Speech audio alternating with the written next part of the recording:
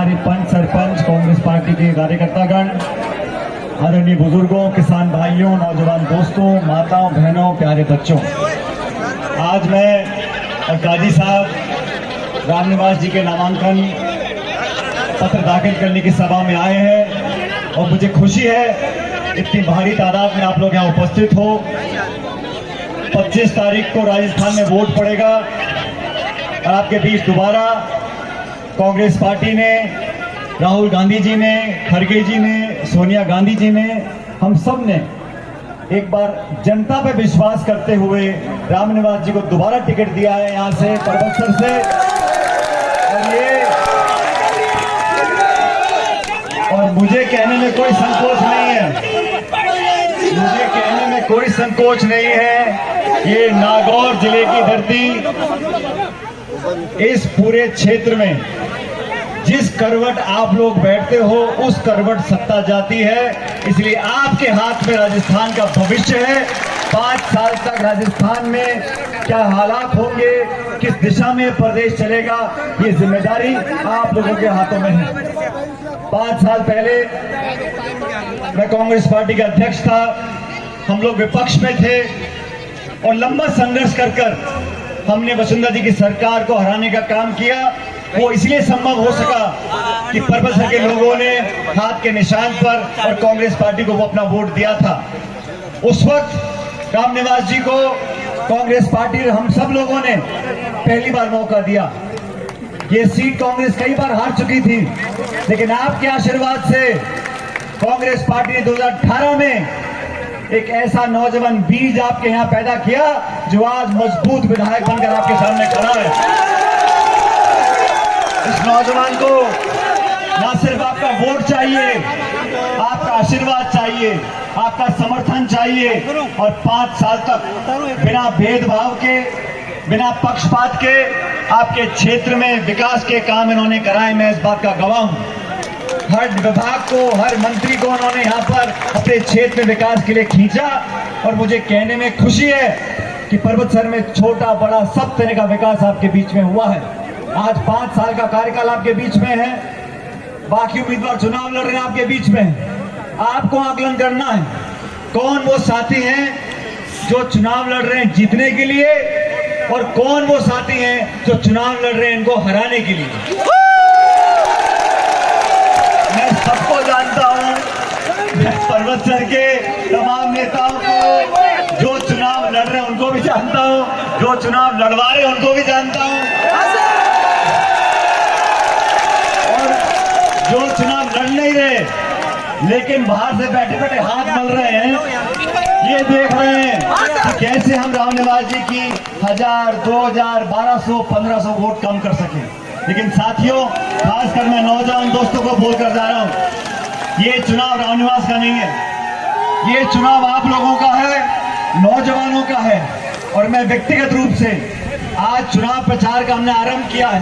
मैं 2 दिन पहले मेरे विधानसभा क्षेत्र में था, टोंक में नामांकन मैंने भरा 2 दिन पहले। आज चुनावी अभियान की मेरी पहली सभा है और मैं आप लोगों से वादा चाहता हूं कि पिछली बार से ज्यादा वोट देकर आपको रामनिवास को जिताएंगे। ये नौजवान लोग, पढ़े लिखे हमारे साथी,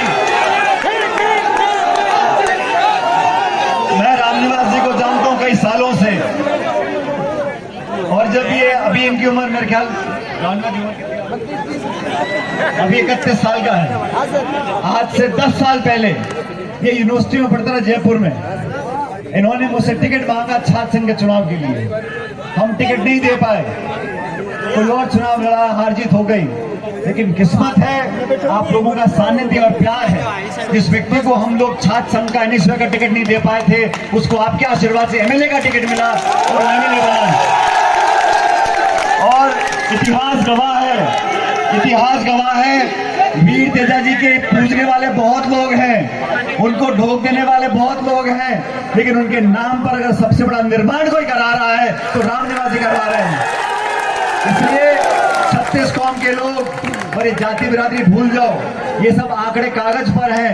अपने अंतरात्मा से पूछो कौन वो पढ़ा लिखा साफ छवि का नौजवान हमारा उम्मीदवार है जो हमारे भविष्य की चिंता करेगा? कौन यहाँ से विधायक बनकर हमारे दुख सुख में हमारे साथ रहा? इस बात का आकलन करना पड़ेगा। और भाजपा के हमारे साथी, अरे 5 साल तक आप गायब रहे, घरों में बैठे रहे, अब जब चुनाव आ गया तो रथ पे चढ़ के यात्रा निकाल रहे हो, जन आक्रोश यात्रा। उस यात्रा में ना तो जनता है ना आक्रोश है, वह नेता का भाषण है। इसलिए आप सब समझते हो। और एक बात और सुनो, आने वाला भविष्य नौजवानों का है, ये नौजवानों का देश है। इसलिए कृपा करके माताओं बहनों से कहना चाहता हूं, 36 कौम के लोग अपना आशीर्वाद दो, रामनिवास जी को पहले से ज्यादा बहुमत देकर जिताओ। और चुनाव के समय ये बहुत सारी पार्टी आती है चुनाव लड़ने के लिए, वो तो गिनती भी नहीं आ रही है, छोटी बड़ी अच्छी बुरी सब पार्टी चुनाव लड़ रही है, सब भाषण देने आ रहे हैं। लेकिन 5 साल कोई दुख दर्द में शामिल होने नहीं आया। 5 साल के बीच में कोई रहा तो रामनिवास गवड़िया आपके बीच में रहे। इसलिए ये मेरी पहली चुनावी सभा है और मैं चाहता हूं कि यहाँ पर राजस्थान में सबसे ज्यादा बहुमत से कोई जीते तो मेरा छोटा भाई रामनिवास गावड़े जीत कर जाए। तो अब चुनाव आपके हाथ में है, 25 तारीख को मतदान होगा।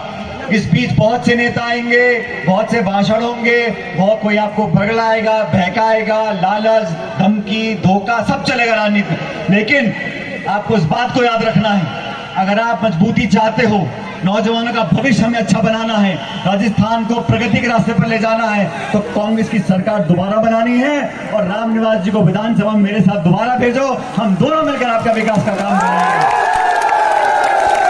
मैं आगे जा रहा हूं, नागनू में मेरी सभा है, लेकिन जाने से पहले मुझे इस बात का विश्वास दिला दो कि मैं शायद यहाँ दोबारा आ पाऊं नहीं आ पाऊं, लेकिन आप सब लोग सचिन पायलट बनकर रामनिवास का काम करोगे, हाथ लेकर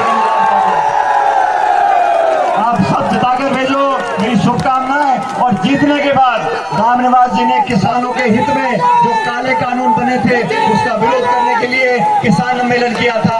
चुनाव जीतने के बाद एक बार दोबारा आपके बीच में आएंगे आपका आशीर्वाद लेने के लिए। बहुत बहुत